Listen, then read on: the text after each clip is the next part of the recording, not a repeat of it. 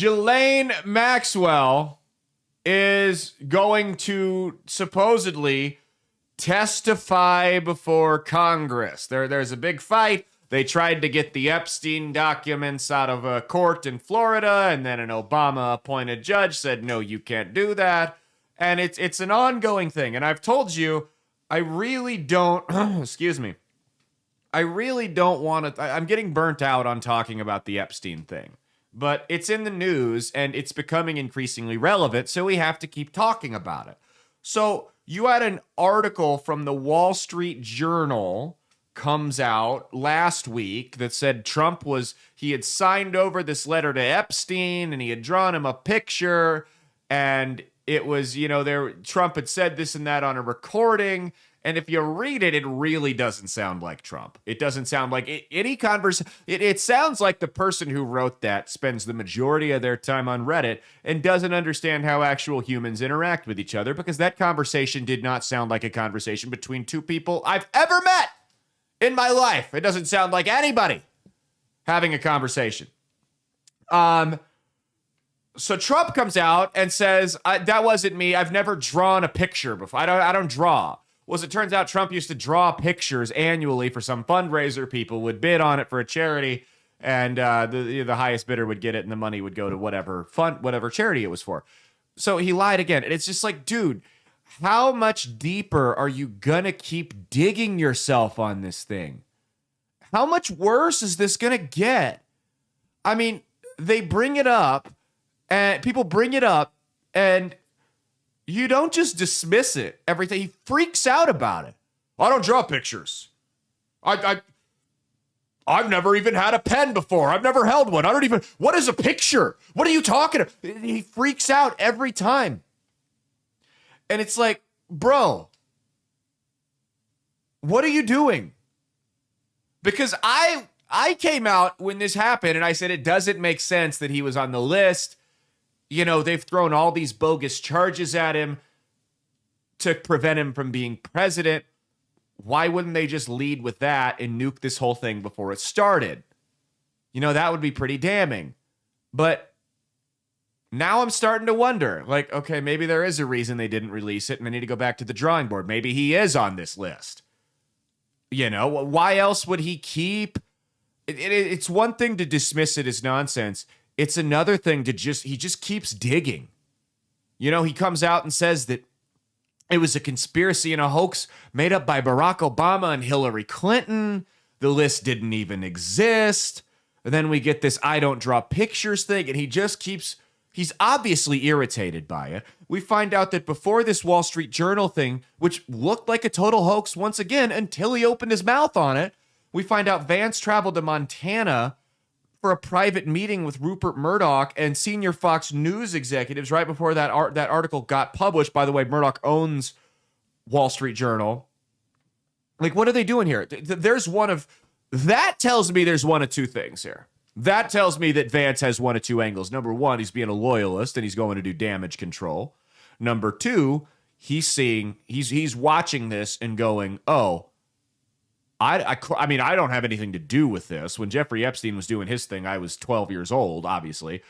But if I play my cards right and just shut up, there's a chance this guy don't make it to the end of this year. I'm not saying he's going to get whacked. I'm saying he's going to end up getting impeached or implicated and arrested or having to step down in shame. Vance is kind of going, okay, how can I help them hurry this process up?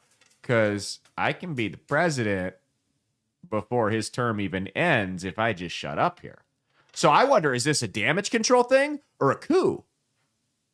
These people, it's like I said, man, these people are politicians. Do I like JD Vance? Yes. That doesn't mean that he's not a politician at the end of the day. That doesn't mean I'm under no illusion that any of my elected officials wouldn't immediately stomp on me personally, forget the people around them, me personally, to get where they want to be, to climb another step up on the ladder. I'm under no illusions there. That wouldn't surprise me at all. So I don't know what this is. That's something that, watch the dynamic between Trump and JD Vance going forward. But I'm telling you right now, this is going to end his presidency. This is going to define if you look at, I tell you, I voted on three things, right? I voted for border security. I voted for an end to these endless wars. And I voted for a permanent extension of the Trump tax cuts from 2017. We got the tax cuts. We got the borders under control. The wars, it's still a little iffy on, but I have more faith that this administration actually wants to end these wars and they're just getting frustrated versus the last administration that seemingly just wanted to keep them going forever because it was padding their pockets. So 2 out of 3 were good. He's done a lot of what he's promised he was going to do. The presidency, I mean, the economy, inflation's lower than it was when he took office. Gas prices have stayed pretty stagnant. The stock market just set a record high the other day. Everything's going fairly well. There's some elements of the economy that are struggling with it. Nothing's ever going to be perfect. Everything's going fairly well, though. But he's allowing his entire presidency to be defined by this. And that's the problem. Nobody believes you. When we find out that an analysis of the video you guys released, I mean, we called it on the show, was missing a minute just from what you guys showed. But we find out it was edited 5 different times in Adobe Premiere Pro. Why can't you just be truthful? What are you hiding? Then another Epstein lawyer dies earlier on this week. The Republicans in Congress are saying are killing the bill that would subpoena Ghislaine Maxwell and release the files. And then the Democrats turn around and it's like this back and forth and both sides don't want anything to do with it. Nancy Pelosi comes out and says, we need the files. And then she goes, maybe not. She did a 180 in less than a week. So who knows what they sat down and told that senile old bag. Hey, no, you need to shut up because so-and-so's on here. It just seems like they're trying to play this game of keep away with it. And nobody wants to just be honest with us, which shouldn't be anything new. But it feels like it normally doesn't happen in public like this. Normally, administrations, when we throw a fit, they don't even acknowledge us. For whatever reason, Trump is the equivalent of a guy with like 20 million followers on Instagram, like an actor, like who's a famous actor, Chris Pratt. It's like if Chris Pratt were arguing with his commenters on his Instagram account right now is how Trump's behaving. And it's like, okay, dude, I was defending you at first, and now I'm sitting here going, I'm not going to defend you anymore because I don't know if I was right when I said that. The more you continue to dig this hole. And, you know, we heard the other day the DOJ told Trump that his name is in the files, which, again, doesn't necessarily mean he went to the island and diddled kids. I don't know, man. Why is he willing to tank his entire presidency on this? If there's no list, release the files. Don't fight us. Don't play this. Don't give us the runaround. Release everything and let us determine it.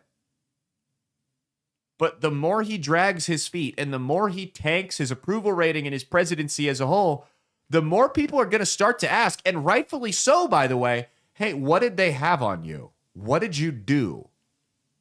This could effectively end his presidency.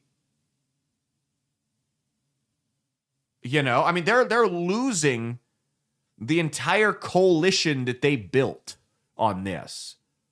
These anti-establishment folks that just see you kowtowing to the establishment, what do you think they're all going to do?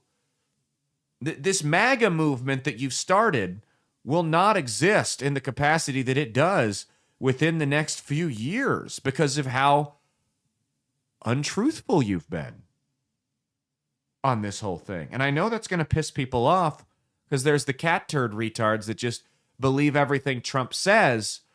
But guys, this is becoming a real problem here. This is no longer something we can write off and try to explain away. This is something that needs to be addressed. And I think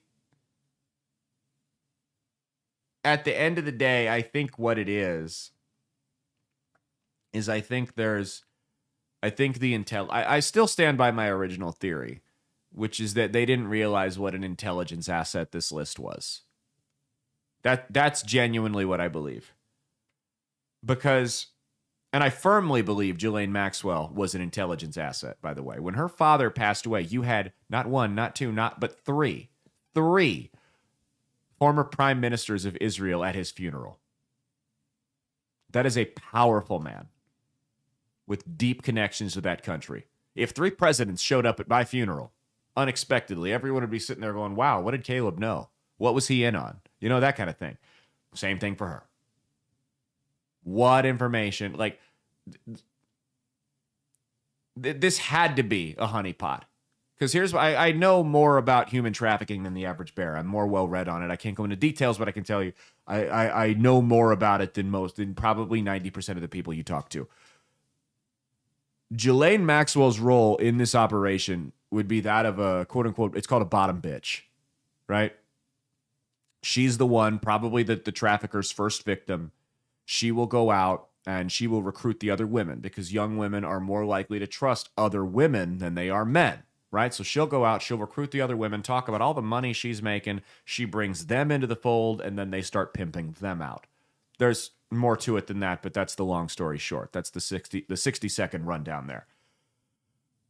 Ghislaine Maxwell does not fit the profile of a trafficked woman. They are looking for people, and I hate to break this to you. I'm going to sound brutal here. They're looking for people that no one's going to miss. People who are easy to manipulate. Drug addicts, teenage runaways, homeless women. They'll go and they'll pluck women off the reservations. Those are the human illegal immigrants, though, that don't speak English. Those are the textbook targets for these guys, even including the bottom bitches, because they all start as trafficking victims at some point. This woman with these deep ties to all this, I mean, let's call it what it is, royalty in finance and politics, throwing her whole life away to become it's not impossible. It's just, I'm a gambler, and these odds are not good. I'm almost certain that she was an intelligence asset. I think she may have been higher up in the ring than Epstein was because of this. I think she may have been the handler, and Epstein was the front guy that they were using. Because that's what these intelligence, they all have handlers that'll go out and they'll compromise these people, and they'll use them to get to other people. You know, so I genuinely, from the bottom of my heart, believe that this was a Mossad sting, and they were compromising our politicians, and the CIA may have been involved as well. But given her connections to Israel, given the fact she does not fit the profile of your typical lead woman in one of these trafficking rings, this is the only thing that makes sense to me. And we've obviously, who knows what kind of dirt Israel has on Trump, but he's clearly willing to aggravate a whole large percentage of his base to appease them. So that's something to keep your eye on. Okay, let's go to the next one.